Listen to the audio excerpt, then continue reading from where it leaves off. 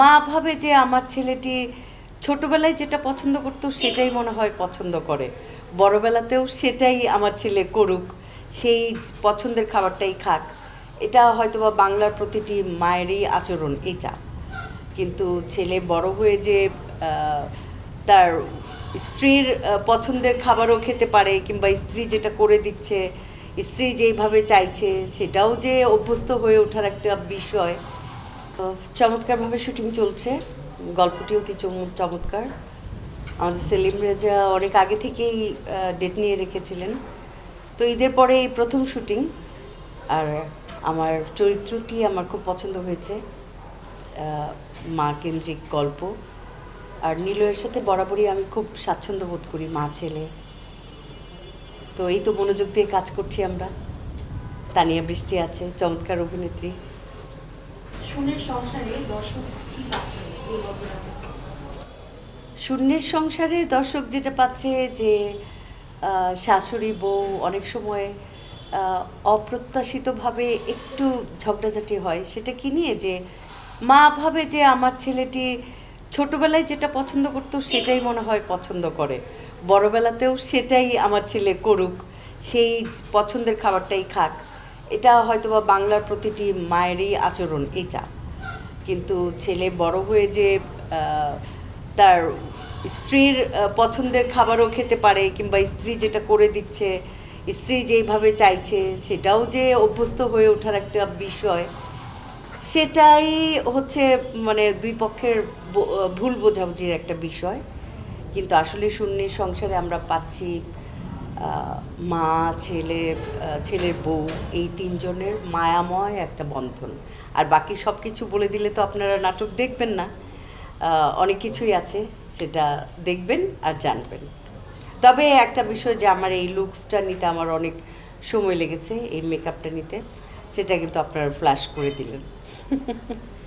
এবারে আপনার অনেকগুলো কাজ এসেছে, নাটক জি। এসেছে, এর মধ্যে দর্শকের সাড়া পাচ্ছেন কোনটা বলতে বেশি? তোমাদের গল্প, মোহাম্মদ মুস্তফা কামাল রাজ পরিচালিত তোমাদের গল্প, ফার্স্ট ইউটিউব ফিল্ম, এটাতে সবচেয়ে বেশি সাড়া পাচ্ছি। আর তোমাদের গল্প অতি চমৎকারভাবে নির্মাণ করা হয়েছে। আমরা ছিলাম নরসিংদী পরিচালকের ফুপুর বাড়িতে, খুব আদরে যত্নে ছিলাম, খুবই আদরে। অন্যরকম একটা মনে হয় যেন নিজের ফুপু। আসলে আজকাল তো ফুপু, চাচি, মামি, তাদের আদর কিন্তু আমরা পাই না।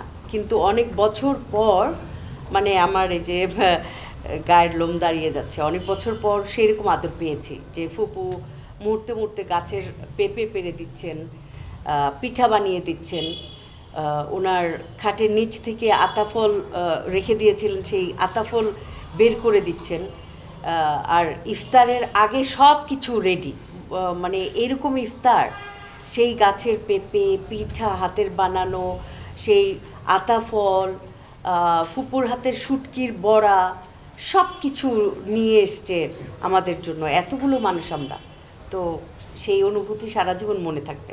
তোমাদের গল্পে বিশেষ এমন কি আছে এতটা আলোচিত, সবাই বলল এটা ইউটিউবের একটা ট্রেন্ডিং, প্রথম আলোচিত কাজ ঈদের, এবং অনেক বেশি ইমোশনাল। আমি নিজে দেখেছি, কিন্তু যারা দেখে না যে এতটা কেন দর্শক টান করে। আমি বলবো যে খুব দৃষ্টিনন্দন সবার অভিনয়, আর চমৎকার মেকিং, চমৎকার মেকিং, এবং গল্প একেবারে ফেলনা গল্প নয়, এমনও নয় যে এই গল্প আগে নির্মাণ হয়নি এই জাতীয়, তাও না। মাঠের অলরাউন্ডার আমি, আর ঘরের allrounder Tilex. Tilex toilet cleaner, clean মানেই টাইলক্স। সব কিছু মিলে মিশে তোমাদের গল্প আমাদের গল্প হয়ে গেছে। মানে সবাই কিন্তু আমাকে যখন আননোন দর্শকও বলে, আপু আপু আমাদের গল্প দেখেছি, মানে এই যে আমাদের গল্প, এই কথাটা কেন বলে? এই কথাটা বলে এই কারণেই বলে যে সবাই গল্পের সঙ্গে কানেক্ট হয়ে তোমাদের গল্প বলতে ভুল করছে, তারা নিজেদের গল্পই কিন্তু মনে করছে যে এটা আমাদের গল্প। হ্যাঁ, হ্যাঁ, আমার এই চরিত্রটি পরিচালক চমৎকারভাবে, ব্যতিক্রমভাবে উনি উপস্থাপন করেছেন। দর্শককে শুরু থেকে শেষ পর্যন্ত উনি মানে শুরু থেকে বুঝতেই দেননি যে শেষে এই চাচিটা আসলে কেমন। আর কিন্তু আমার ব্যক্তিগতভাবে এই যে প্রথম থেকে আমার যে একটু একটু নেগেটিভিটি, একটু একটু ছোট ছোট সংলাপ, ওটা আমি খুব এনজয় করছিলাম ওটা। সময় হলো জীবনযাত্রী এখন অপ্রতিদ্বন্দ্বী মা, এইটা আসলে কেমন এনজয় করলাম, এই নাটক আসলে কেমন মা তো আসলে মাই, কিন্তু সব নাটক আসলে একদম মা এই দুটো বলেই এরপর আপনি অপ্রতিদ্বন্দ্বী মা হিসাবে। অপ্রতিদ্বন্দ্বী মা পৃথিবীতে কেউ নাই, সব মাই সমান। আর আমি সেরা অভিনেত্রী এটা আমি কখনোই ভাবি না, কখনোই না, কখনোই না। আমি নিজেকে খুব না জানা একজন অভিনেত্রী মনে করি। যত দিন যায় তত আমার আফসোস বাড়ে যে আমি তো অনেক কিছুই শিখিনি, অনেক কিছুই তো আমি পারি না, অনেক কিছুই আমার সীমাবদ্ধতা আছে। তো আই এম দ্য বেস্ট এটা কখনোই ভাবি না, নিজেকে অপ্রতিদ্বন্দ্বী এটাও ভাবি না। তো এই গল্পটি চমৎকার, শূন্যের সংসার, আপনারা দেখবেন, ভালো থাকবেন, আমাদের জন্য দোয়া করবেন। একদমই লাস্ট, আপনাকে আমরা করতে যেভাবে মা হিসেবে দেখি, বাস্তবতা আমরা জানি না, অনেক দর্শকই জানতে চাই যে আপনি পর্দার বাইরে আসলে কতটা পার্থক্য মা হিসেবে।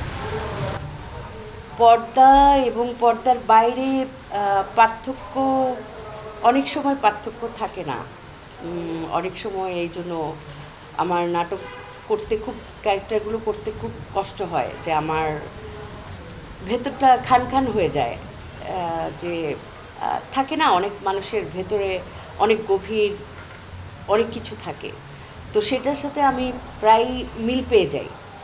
তখন আমার অভিনয় করতে খুব কষ্ট হয়, হয়তোবা বেশি কেঁদে ফেলি। সেই কান্নাটা সংবরণ করা উচিত, কারণ বাস্তবের আমিকে আর পর্দার আমিকে একসাথে মেশানো ঠিক না।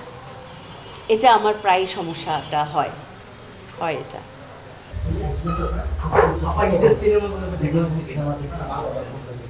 হ্যাঁ, বুঝি রে।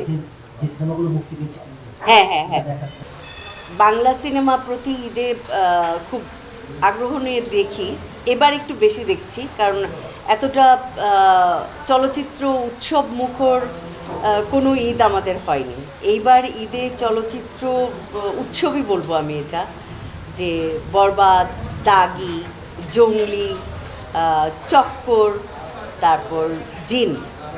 তো কোনটা রেখে কোনটা দেখবো, আমি 3টা সিনেমা দেখে ফেলেছি, বরবাদ, দাগি, জঙ্গলি, এই 3টা দেখেছি।